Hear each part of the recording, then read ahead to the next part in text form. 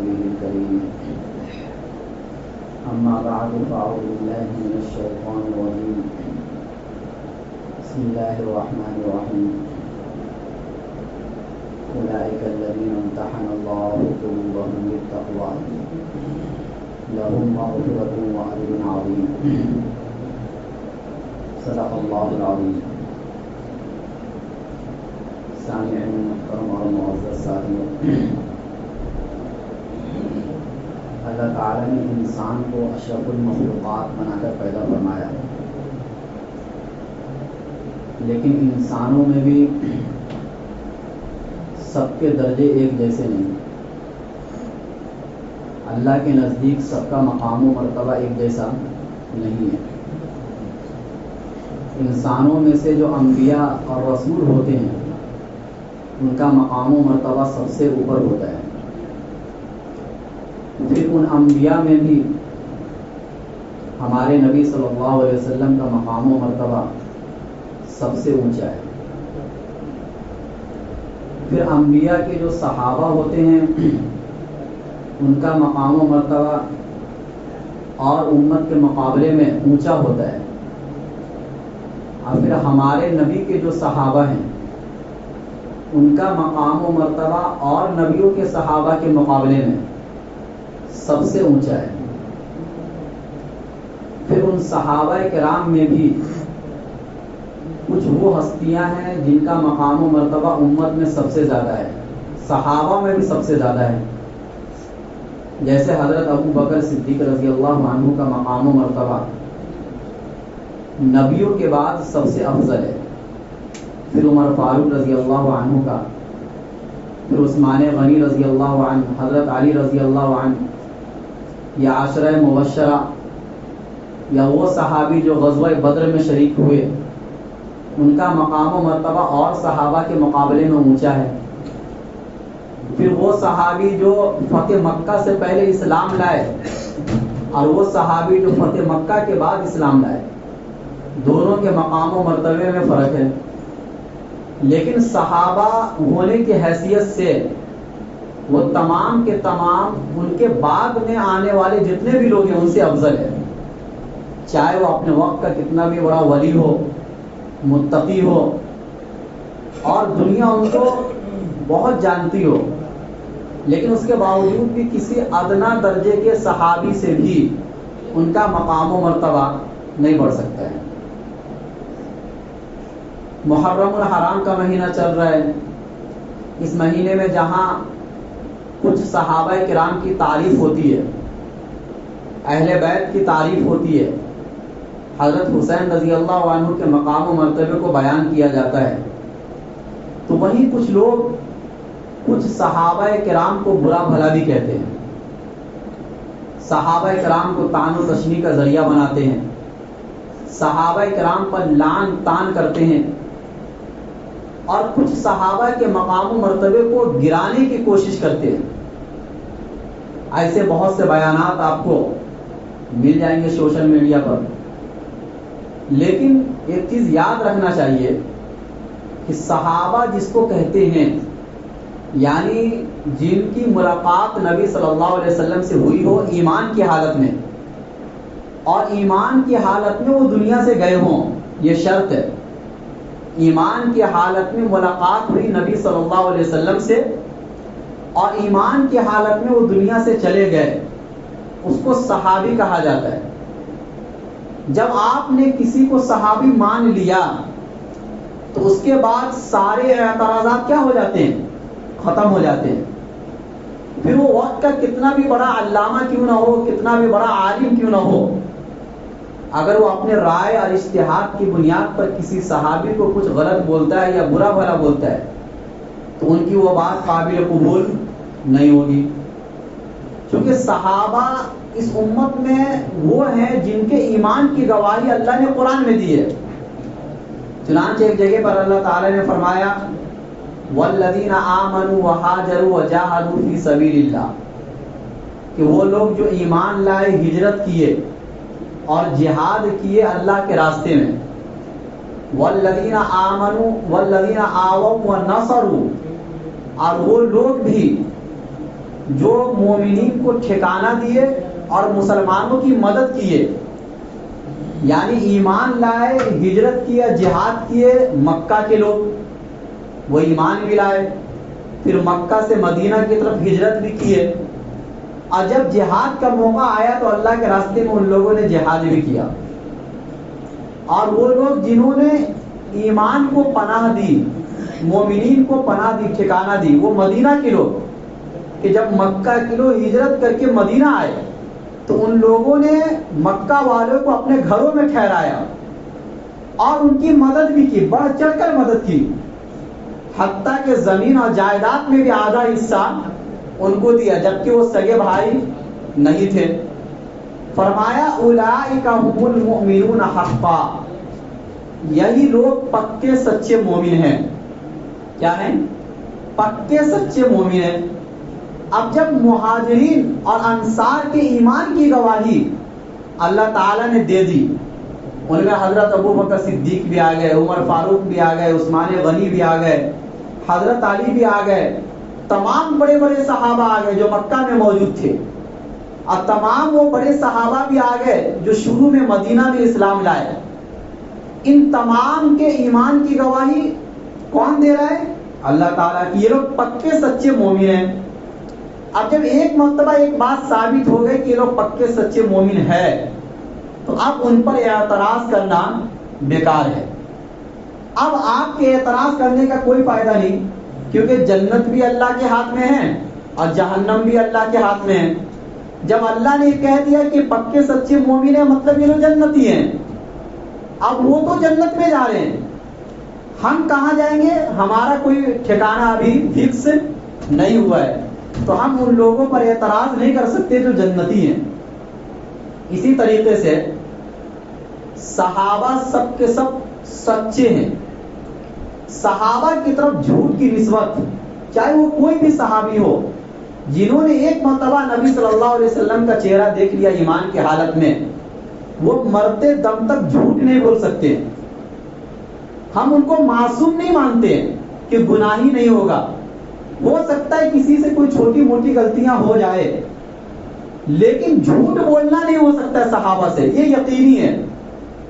کیونکہ اگر ایک مرتبہ کسی بھی صحابی کی طرف آپ نے یہ ثابت کر دیا کہ انہوں نے جھوٹ بولا ہے اور ان پر سے بھروسہ آپ کا ختم ہو گیا، تو جو دین آپ تک پہنچا ہے اس پر سے بھی بھروسہ کیا ہو جائے گا؟ ختم ہو جائے گا۔ حتیٰ کہ قرآن میں بھی شک و شبہ پیدا ہو جائے گا، کیونکہ یہ قرآن بھی پہنچانے والے کون ہیں؟ یہی صحابہ کرام ہیں۔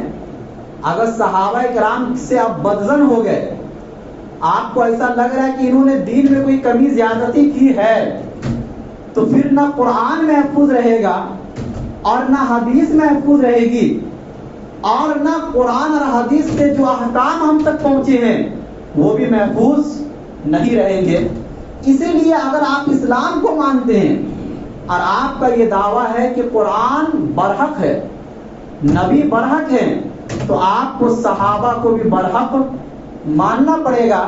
کسی ایک بھی صحابی کی طرف غلط چیز کی نسبت نہیں کی جا سکتی ہے، خصوصاً جھوٹ کی نسبت تو قیامت تک نہیں کی جا سکتی ہے کہ صحابہ کرام نے کسی معاملے میں جھوٹ بولا ہو، یا ان کو کوئی حدیث معلوم تھی یا انہوں نے غلط بتا دیا ہو امت کو، یہ نہیں ہو سکتا ہے۔ ہاں، رائے کا اختلاف ہو سکتا ہے دو صحابہ کے درمیان، دلائل کی بنیاد پر حدیث کی روشنی میں کسی رائے کا اختلاف ہو سکتا ہے، اور یہ تو نبی کے زمانے میں بھی ہوا تو بعد میں بھی ہو سکتا ہے۔ حتیٰ کہ رائے کا اختلاف دو پیغمبر کے بیچ میں بھی ہو سکتا ہے، جیسے کہ موسیٰ علیہ السلام اور حضرت ہارون علیہ السلام کے درمیان ایک معاملے میں اختلاف ہو گیا کہ جب موسیٰ علیہ السلام قوم کو چھوڑ کر گئے تھے کوہ طور پر اللہ تعالیٰ سے تورات لینے کے لیے، تو حضرت ہارون علیہ السلام جو یہ بھی پیغمبر تھے، ان کو اپنا نائب بنا کر گئے تھے، لیکن پیچھے ساری قوم گمراہ ہو گئی۔ حضرت موسیٰ علیہ السلام کو اپنے بھائی پہ غصہ آیا اور ان کی داڑھی پکڑ کر ان پر غصہ کرنے لگ گئے، تو اختلاف ہو گیا دو پیغمبر کے بیچ میں، لیکن یہ رائے کا اختلاف ہے. رائے کا اختلاف دلائل کی بنیاد پر ہونا یہ غلط نہیں ہے بلکہ یہ رحمت ہے. اس میں مسائل کے درمیان وسعت پیدا ہوتی ہے. لیکن کوئی صحابہ جان بوجھ کر کسی دوسرے صحابی سے دشمنی کی ہو یا کسی دوسرے صحابی سے بغض و حسد رکھا ہو، یہ نہیں ہو سکتا ہے. کیونکہ جن کے بارے میں اللہ نے یہ کہہ دیا رحماء بینہم، وہ آپس میں رحم دل ہیں. اب جب قرآن نے ایک مرتبہ گواہی دے دی کہ وہ آپس میں رحم دل ہیں، تو آپس میں ان کے درمیان دشمنی کا پیدا ہونا جان بوجھ کر یہ نہیں ہو سکتا ہے. رائے کا اختلاف ہو سکتا ہے، یہ ایک الگ چیز ہے، لیکن دشمنی پیدا نہیں ہو سکتی ہے. اسی طریقے سے صحابہ تنقید سے بھی بالا تر ہے. آپ صحابہ کے نہ ایمان پر تنقید کر سکتے ہیں اور صحابہ کے نہ اعمال پر آپ تنقید کر سکتے ہیں. یعنی آپ یہ نہیں کہہ سکتے کہ ان کا ایمان نعوذ باللہ صحیح نہیں تھا، کیونکہ ان کے ایمان کو اللہ نے معیار قرار دیا ہے.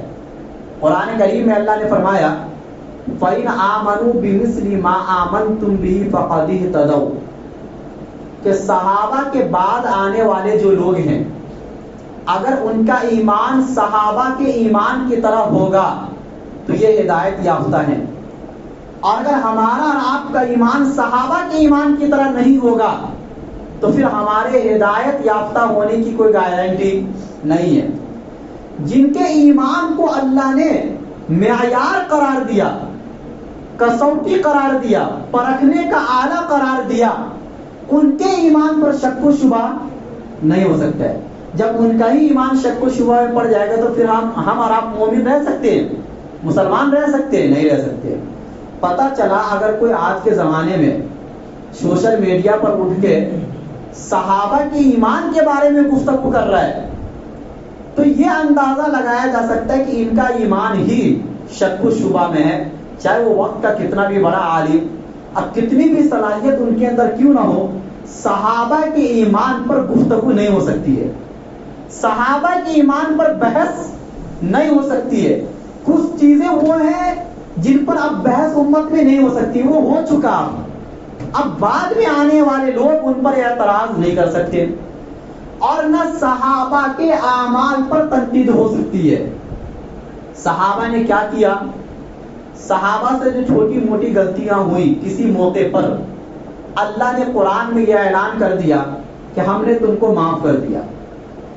جیسے کہ جنگ احد کے موقع پر، غزوہ احد کے موقع پر جو 50 صحابہ کرام کو اللہ کے نبی نے ایک جگہ پر اکٹھا جمع فرمایا تھا کہ جب تک میں حکم نہ دوں یہاں سے نہ اترنا. لیکن ان میں سے کچھ صحابہ کرام اپنے رائے کے اجتہاد کی بنیاد پر، اجتہادی غلطی کی بنیاد پر نیچے اتر گئے، اور جس کی بنیاد پر شکست ہوئی مسلمانوں کو. لیکن اللہ تعالیٰ نے قرآن کریم میں کیا فرمایا کہ میں نے تم لوگوں کو معاف کر دیا، وَلَقَدْ عَفَا عَنْكُمْ.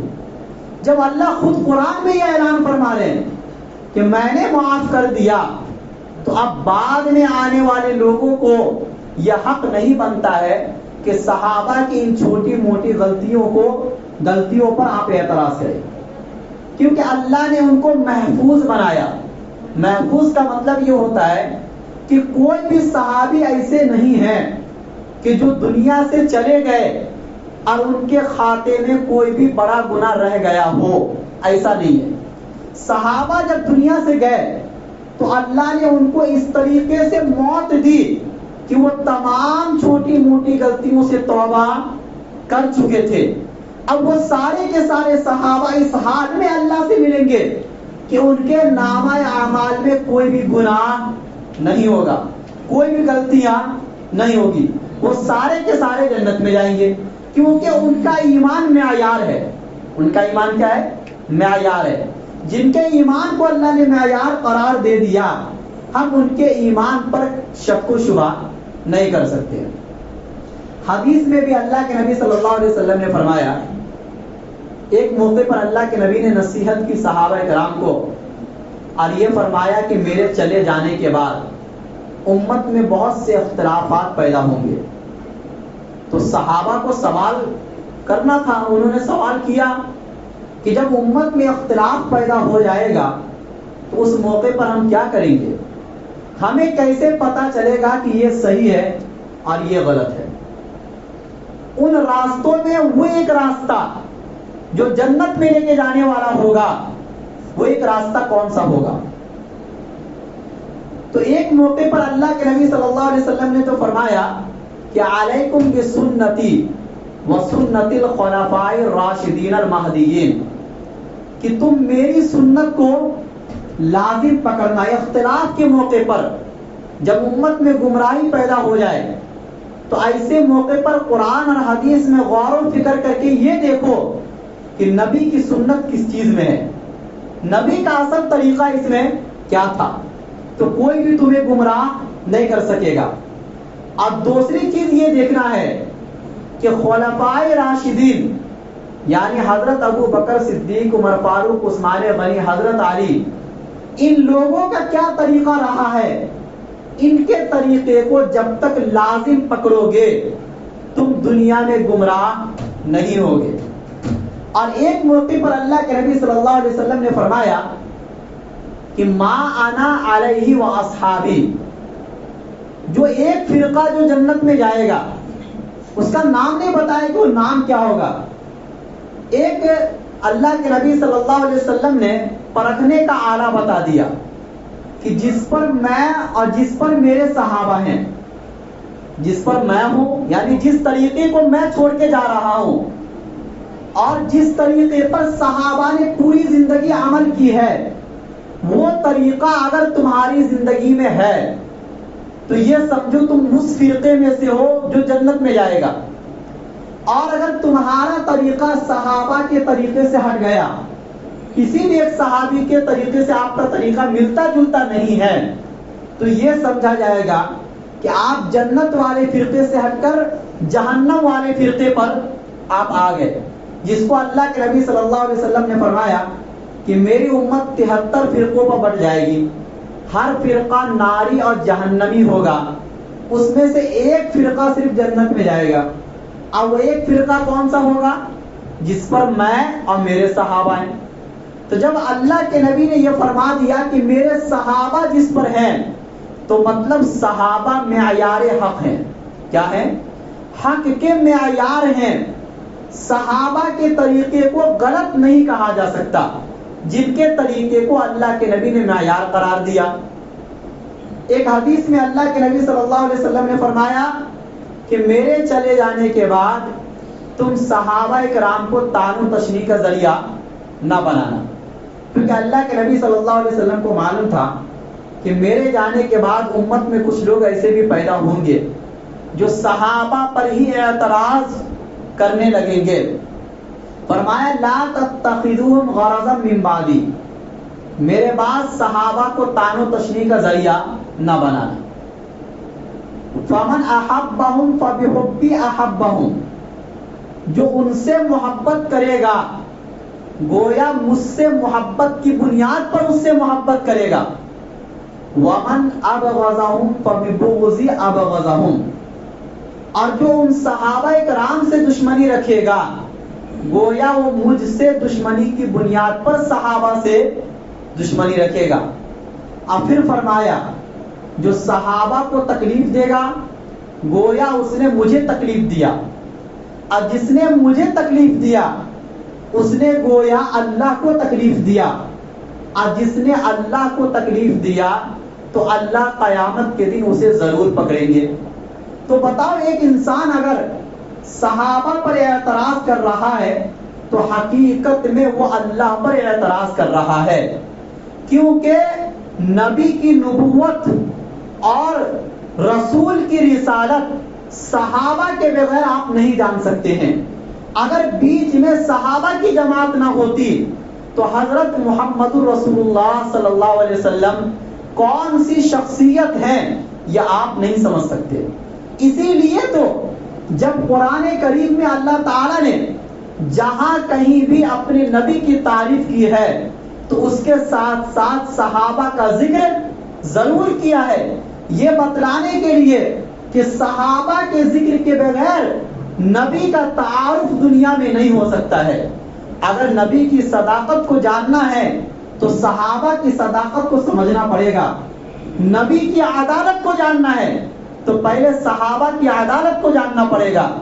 نبی کی شجاعت اور بہادری کو سمجھنا ہے تو صحابہ کی شجاعت اور بہادری کو سمجھنا پڑے گا۔ نبی کے رحم و کرم اور امت سے پیار اور محبت کو سمجھنا ہے تو صحابہ کے رحم و کرم اور صحابہ کے آپس میں پیار اور محبت کو سمجھنا پڑے گا۔ کیونکہ نبی نے جو جماعت تیار کی تھی، اگر اس میں کوئی نقص آپ نکالو گے تو گویا کہ تم نے نبی کی تربیت میں نقص نکال دیا۔ کس کی تربیت میں نقص نکالا؟ نبی کی تربیت میں، کہ جس پیغمبر کو اللہ تعالیٰ نے پوری امت کا نبی بنا کر بھیجا ہو اور 23 سال کی قلیل مدت میں جن صحابہ کرام نے آپ کے ارد گرد تربیت پائی ہو، اگر اسی میں کوئی کمی نکل گئی تو آپ یہ بتاؤ کہ پھر نبی پر اعتراض ہوگا کہ نہیں ہوگا کہ نبی نے کیسی تربیت کی تھی کہ صحابہ آپس میں لڑنے لگے۔ میں نے بارہا کہا کہ رائے کا اختلاف ہو سکتا ہے، لیکن آپس میں جان بوجھ کر دو صحابہ نے دشمنی کی ہو، یہ قیامت تک آپ ثابت نہیں کر سکتے ہو۔ تو اسی لیے صحابہ کیا ہے؟ معیار حق ہے۔ صحابہ کے آپس میں پیار اور محبت کو اللہ تعالیٰ نے قرآن کریم میں اس انداز سے بیان کیا کہ وَاذْكُرُوا نِعْمَةَ اللَّهِ عَلَيْكُمْ اِذْ كُنْتُمْ أَعْدَاءً، کہ اے صحابہ تم اللہ کی اس نعمت کو یاد کرو جو تم پر ہے۔ کون سی نعمت؟ کہ جب تم اسلام سے پہلے آپس میں دشمن تھے۔ مکہ اور مدینہ کی زندگی پر اگر غور کرو، نبی کے آنے سے پہلے 100 سال تک ان میں لڑائیاں چلتی تھی۔ مدینہ کے دو بڑے قبیلے تھے، اوس اور خزرج، جو بعد میں صحابہ بنے، جو بعد میں انصار کہلائے۔ ان دو قبیلے کے درمیان 120 سال جنگ بیعاث چلی ہے۔ کیا چلی ہے؟ 120 سال۔ دونوں طرف کے ہزاروں لوگ مارے گئے ہیں اور پوری قوم تباہ و برباد ہو گئی۔ اللہ کے نبی نے ایسی تربیت کی کہ ان دو قوم کے درمیان پیار اور محبت پیدا فرما دیا۔ اسی کا اللہ نے ذکر کیا کہ اِذْ كُنْتُمْ أَعْدَاءً، جب تم دشمن تھے آپس میں، کیا فرمایا اللہ نے؟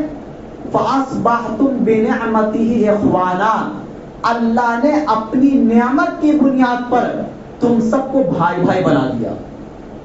اب اللہ تو یہ فرما رہے ہیں کہ یہ میری نعمت کی بنیاد پر ہوا ہے۔ کس کی بنیاد پر؟ کیونکہ اتنی بڑی جماعت کے درمیان پیار اور محبت پیدا فرمانا یہ اللہ کے بغیر نہیں ہو سکتا ہے۔ اب اللہ اس کو اپنی نعمت قرار دے رہے ہیں۔ اب تم یہ کہو کہ بعد میں نبی کے چلے جانے کے بعد صحابہ آپس میں ایک دوسرے کے دشمن ہو گئے تھے۔ حضرت ابو بکر صدیق نے حضرت فاطمہ رضی اللہ عنہا کا مال غصب کر لیا تھا، زمین غصب کر لیا تھا، یہ ہو سکتا ہے؟ جن کے پیار اور محبت کی گواہی اللہ تعالیٰ دے رہے ہیں۔ پھر فرمایا وَكُنْتُمْ عَلَى شَفَا حُفْرَةٍ مِّنَ النَّارِ، اے صحابہ کی جماعت تم جہنم کے کنارے پر تھے۔ کہاں تھے؟ اگر یہ نبی کی ذات آپ میں نہ آتی تو تم سب کے سب کہاں چلے جاتے؟ جہنم میں چلے جاتے، جہنم کے کنارے پر تھے۔ فَأَنْقَذَكُم مِّنْهَا، اللہ نے تم کو جہنم سے بچا لیا۔ اب اللہ نے کہہ دیا کہ میں نے بچا لیا تو بچا لیا۔ اب ہم اور آپ کون ہوتے بعد میں آنے والے کہ صحابہ پر اعتراض کرے، یہ کہے کہ ان میں سے کوئی ایک صحابی جہنم میں جائے گا، نعوذ باللہ۔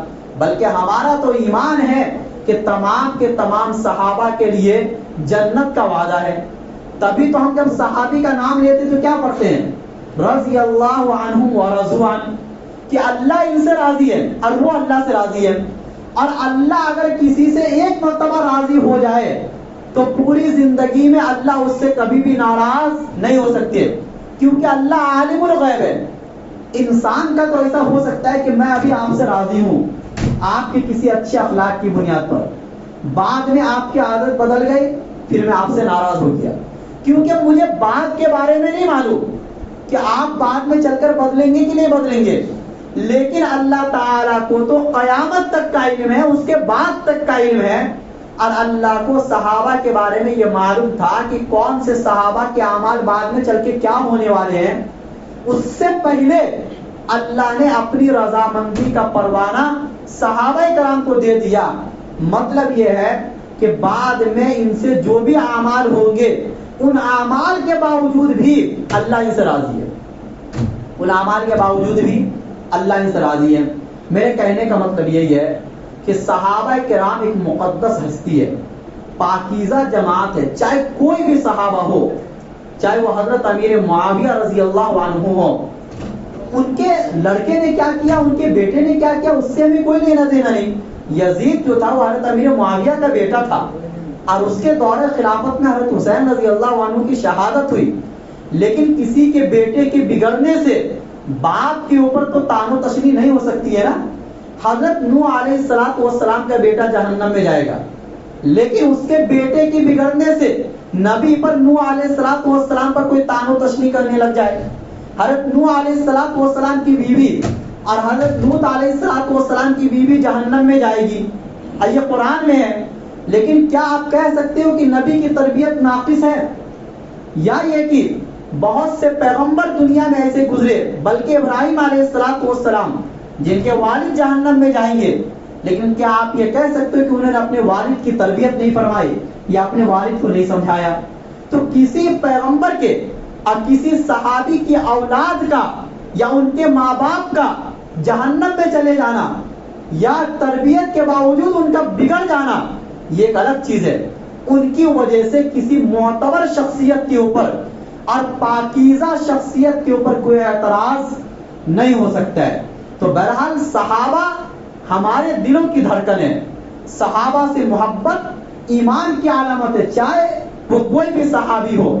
اور اگر صحابہ سے کوئی دشمنی رکھتا ہے اور ایسا کوئی بیان دیتا ہے جس سے یہ لگتا ہے کہ یہ صحابہ کا دشمن ہے، تو مطلب یہ آپ کا بھی دشمن ہے۔ ایسے لوگوں کا بیان سننا اور ایسے لوگوں سے عقیدت اور محبت رکھنا ہمارے ایمان کے چلے جانے کی نشانی ہے۔ اللہ ہم سب کو صحابہ سے محبت کرنے کی توفیق نصیب فرمائے۔